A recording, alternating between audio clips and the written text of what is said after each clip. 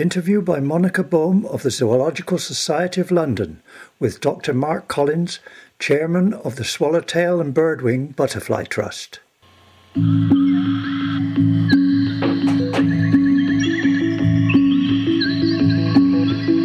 So, Mark, why swallowtails? Well, swallowtails actually as emblems of insects actually is the way I see it, because in the last 6 months or so there's been more and more research coming out showing that worldwide there are some big problems with insects. Even in Europe, the biomass or the weight of the amount of insects around can be less than 25% of what it once was. We seem to be having a huge impact on insects, and we don't really know exactly why, although we think we've got some pretty good ideas. But a lot of these insects are very obscure, small, we don't know much about them, we don't understand them. But with the swallowtails, we know quite a lot. So the idea really with the swallowtails is to use them as emblems, flagships, icons if you like, and see what's happening to swallowtails. And from there, maybe we can convince people that the rest of the insect world is important too. I suppose swallowtails are so popular because they're just so ridiculously beautiful, right? I mean, they're quite flamboyant. They're the flamboyant kids of the butterfly world, even. They're very gaudy and very, very, yes, they are, and quite posh as well. They're so posh. I think they're posh. How can a butterfly be posh? Queen Alexandra's Birdwing, yeah. How posh can you get? That's quite a title to have. So Queen Alexandra's Birdwing, is the biggest butterfly in the world from Papua New Guinea, a wingspan of a whole foot, 30 centimetres. It's like a dinner plate flying over you. It's an amazing creature. There are lots of others that are much smaller, but they're fantastic creatures, very colourful, and the way they fly beautifully across, they're very nice. So you set up and I always get this acronym wrong, the Swallowtail&Birdwing Butterfly Trust. That's it. What are you trying to achieve? What we'd like to do is to get things done on the ground, in the field, at the grassroots, because, as I think you know, we did a book years ago where we did an assessment showing that there were 50 or 60 species of swallowtails that were under threat. We did an action plan as well back in 1991, but to be honest, not a great deal happened. I couldn't carry on doing it for various reasons, career reasons, but in retirement I managed to come back to it, and with our small grants we've managed to get quite a few projects going around the world just to get things moving, and some of them have been really quite surprising and successful. So whereabouts are you working then? Well, let me give you an example. In Sabah, in North Borneo, there's a species called the Kinabalu birdwing, and it lives on Mount Kinabalu, which is the highest mountain in Southeast Asia, and it used to be much more widespread, but it became very rare.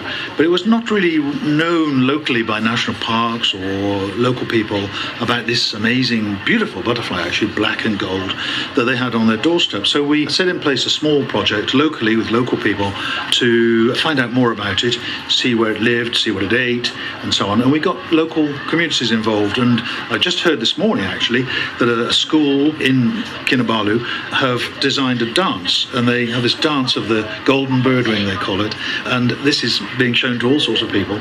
So now it's a famous birdwing. Oh, wow, that's awesome. That's awesome. I would quite like to learn the dance of the golden birdwing, to be quite honest, although I do have 2 left feet. No, I think you'd be good at it. You think, does it involve wing flapping? It does. I think that's about it. My level usually is the chicken dance, so I think a swallowtail dance is something that I can do. What are some of the other highlights? I hear there's some work on the giant Jamaican swallowtail, sometimes called, or the homerous swallowtail. The Jamaican. Should we talk about that? Absolutely. Massive black, blue, yellow, red butterfly, gorgeous thing, only found in Jamaica, and it's the biggest butterfly in the Western Hemisphere. So it's the biggest butterfly in North or South America and the Caribbean, but it's become extremely rare. It's now confined to 2 small areas of very mountainous forest, one in eastern and one in western Jamaica. So we're working there with local professor and local students to figure out what we might be able to do to try and get these butterflies back on their feet again. It involves some genetic studies, so we're looking to see how different these 2 populations are at the moment, using DNA coding and all that modern stuff. Once we can see if they're the same or not, we'll start to devise more of an on-the-ground conservation policy.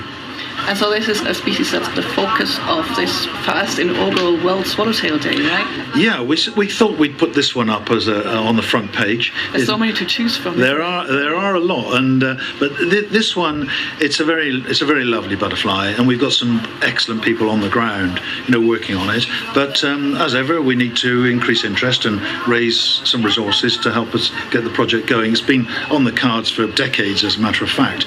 This butterfly was protected under the Convention on International Trade in Endangered Species 30, 40 years ago, because it was at one time collected.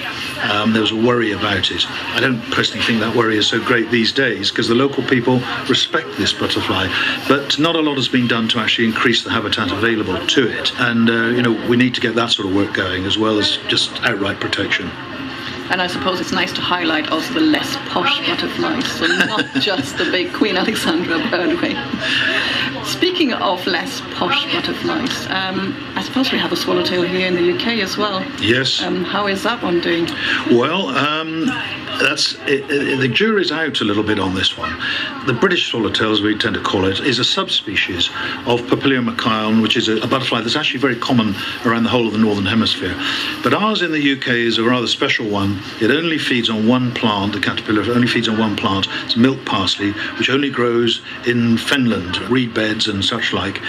It used to occur much more widely in East Anglia, Cambridgeshire, Suffolk and Norfolk. It's now confined to Norfolk for its breeding.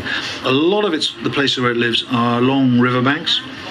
I'm worried because the latest predictions for climate change and sea level rise suggest that the sea level could rise by a metre over the next, within a century at the latest.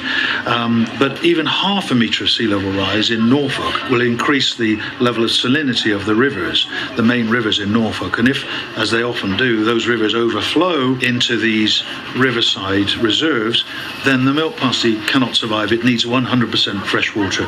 If we lose the milk parsley, we lose the swallowtail. So I'm worried about the sites where it survives, even though when you go there, you'll see them relatively easily. But are they secure? Perhaps not. So what can we do about it? What's the kind of action that we need for this then? Well, that's a question that I'm beginning to ask some of the reserve managers. And in fact, I'm planning to have a conference to try and bring some of the reserve managers together, see what they think. How can they mitigate this problem? How can they prevent it? Many cases, I don't think a lot can be done because of the cost of building up riverbanks and all the rest of it. A lot of these places will probably have to be more or less given up. So we need to take the swallowtail further into the interior, if you like, of England, further up the rivers where the salt water won't get. So I think we could look at sites for that purpose. There's also a small chance there is milk parsley in Somerset, in the Avalon Marshes Reserve, but no swallowtails. And we're not sure whether they've ever been there or not, but that's a place where we could potentially introduce them, which would be fun. That would be fun.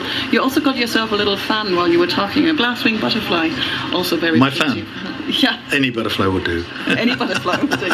Okay, so that's the swallowtail that we have here in the UK. Now, there was also a really interesting story that we heard about last year, which is that actually on the island of Fiji, a whole new species of swallowtail was discovered. Yeah, that's amazing. That was so amazing. Absolutely incredible. It's like a really, really stunning looking beautiful thing, yeah. And nobody knew it was the out there. Nativa swallowtail has been named now, but yeah, it just came out of the blue. I had an email from a friend of mine in an outfit called Operation Wallacea that takes students to out-of-the-way places, and they sent me a photograph, said, we've taken a photograph of this butterfly, they haven't collected it, it's taken a photograph, can you tell me what it is? Well, I couldn't, and I looked at it, and there was only one swallowtail on Fiji, so actually my skills would not stretch that far, because there was only one to choose from, and it wasn't that one. So I wrote back and said, well, this is something different. Of course, a lot of people couldn't believe this, and we had to ask questions. Is this a real photograph? Has something been done here? Or what? Is it being released from somewhere? But we looked into all of this, and no, it was genuine.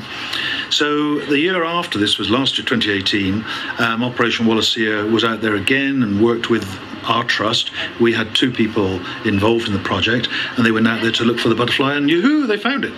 And it's amazing. It's a beautiful new butterfly. Amazing. And obviously that also meant that instantly I added it on our list of species to assess. Of course you did. You just never run out of work with this kind of job. I know. Well, let's hope we'll keep you busy for a long time. We'll discover lots more.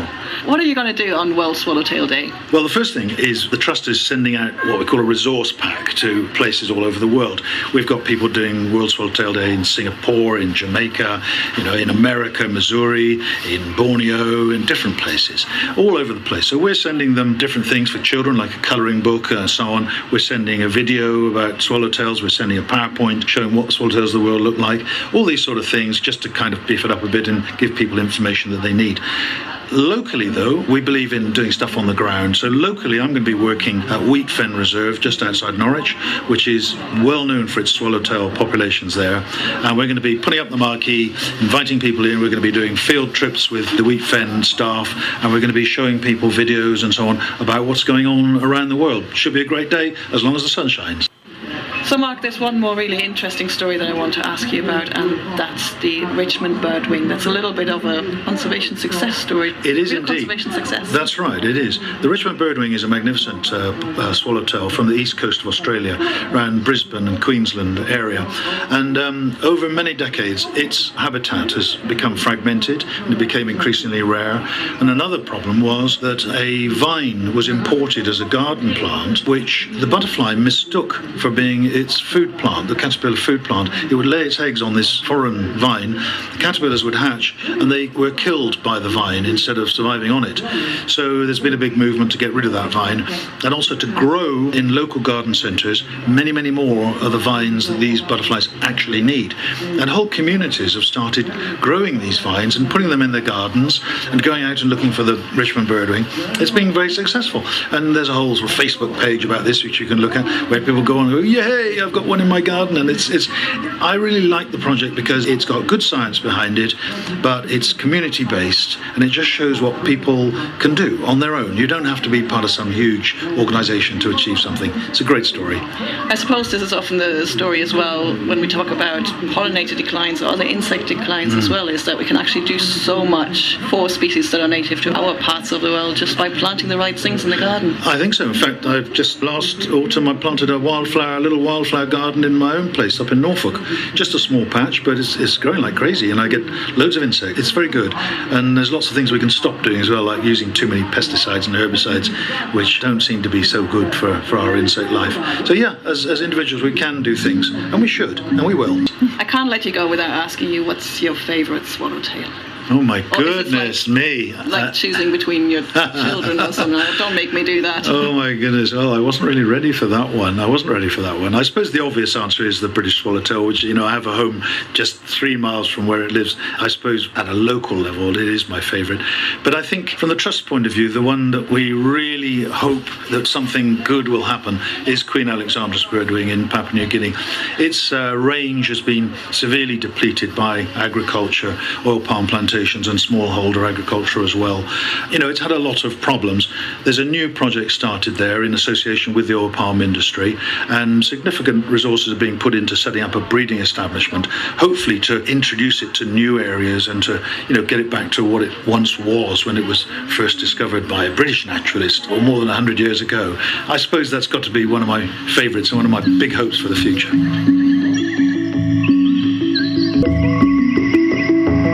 Happy World Swallowtail Day, everybody. And remember, you don't have to be called Mark to show your appreciation to the world's butterflies. Go to the Swallowtail and Birdwing Butterfly Trust's website and find out about this year's poster species, the Homer's swallowtail. And of course, you heard Mark Collins. World Swallowtail Day is really just a gateway drug to show the love for all of our Lepidoptera and other insect friends. Happy World Swallowtail Day!